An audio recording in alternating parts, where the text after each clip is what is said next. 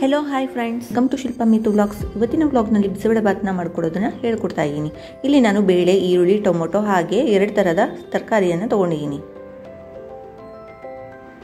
ಇಲ್ಲಿ ನಾನು ಬಿಸಿಬೇಳೆ ಭಾತ್ ಪುಡಿ ಹಾಗೆ ಕಡಲೆಕಾಯಿ ಬೀಜ,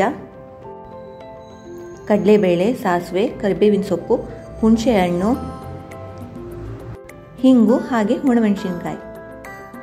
ಈಗ ನಾನಿಲ್ಲಿ ಒಂದು ಕುಕ್ಕರನ್ನು ಇಟ್ಕೊಂಡಿದ್ದೀನಿ. ಈ ಕುಕ್ಕರ್ಗೆ ನಾನು ಮೊದಲೇ ತೋರಿಸಿದ ತರಕಾರಿಗಳು ಎಲ್ಲನೂ ಹಾಕೊಂಡಿದ್ದೀನಿ. ಹಾಗೆ ಕ್ಲೀನ್ ಮಾಡ್ಕೊಂಡಿರೋ ಬೇಳೆಯನ್ನು ಕೂಡ ನಾನಿಲ್ಲಿ ಹಾಕೊಳ್ತಾ ಇದ್ದೀನಿ.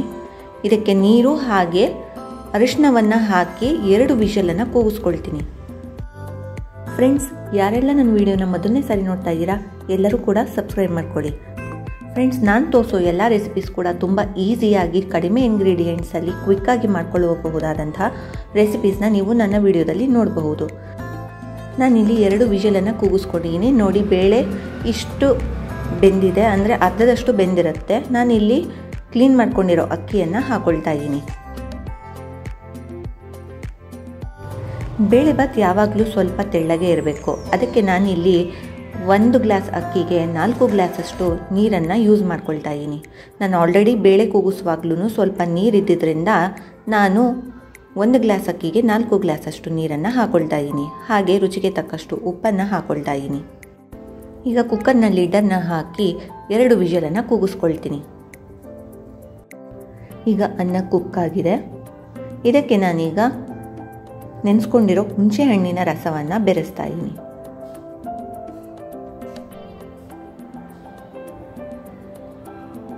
ಹಾಗೆ ನಾನು ಇದಕ್ಕೆ ಬಿಸಿಬೇಳೆ ಭಾತ್ ಪೌಡರನ್ನು ಒಂದು ಸ್ವಲ್ಪ ನೀರಿಗೆ ಮಿಕ್ಸ್ ಮಾಡಿಕೊಂಡು ಹಾಕೊಳ್ತಾ ಇದ್ದೀನಿ. ಬಿಸಿಬೇಳೆ ಭಾತ್ ಪುಡಿ ಹಾಕಿದ ನಂತರ ನಾನು ಇದನ್ನು ನೀಟಾಗಿ ಮಿಕ್ಸ್ ಮಾಡಿ 5 ನಿಮಿಷ ಕುಕ್ ಮಾಡ್ತೀನಿ.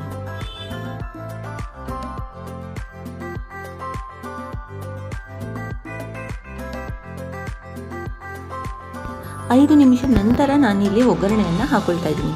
ನಾನಿಲ್ಲಿ ಒಂದು ಪಾತ್ರೆಗೆ ಸ್ವಲ್ಪ ತುಪ್ಪವನ್ನು ಹಾಕೊಳ್ತಾ ಇದ್ದೀನಿ. ಇದಕ್ಕೆ ಸಾಸಿವೆ, ಕಡಲೆಬೇಳೆ,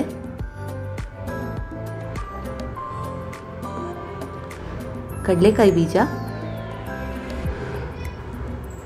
ಕರಿಬೇವು ಹಾಗೆ ಒಣಮೆಣಸಿನಕಾಯಿನ ಹಾಕೊಳ್ತಾ ಇದ್ದೀನಿ.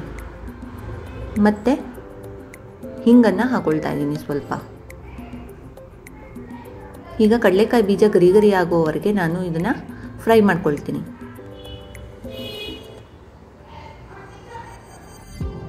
ಈ ರೀತಿಯಾದ ವಿಧಾನದಲ್ಲಿ ಮಾಡಿದ್ರೆ ಬಿಸಿಬೇಳೆ ಭಾತು ಬೇಗನೆ ರೆಡಿಯಾಗಿ ಹೋಗ್ಬಿಡುತ್ತೆ.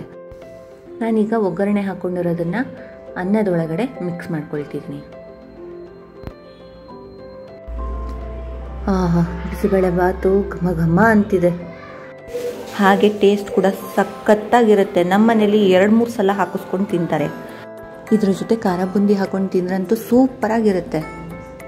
ನೀವು ಕೂಡ ಇದೇ ರೀತಿಯಲ್ಲಿ ಮಾಡಿ ಹೇಗೆ ಬಂತು ಅಂತ ಕಮೆಂಟಲ್ಲಿ ನನಗೆ ತಿಳಿಸಿ. ನೆಕ್ಸ್ಟ್ ವಿಡಿಯೋನಲ್ಲಿ ಸಿಗೋಣ. ಟಿಲ್ ದೆನ್ ಬಾಯ್.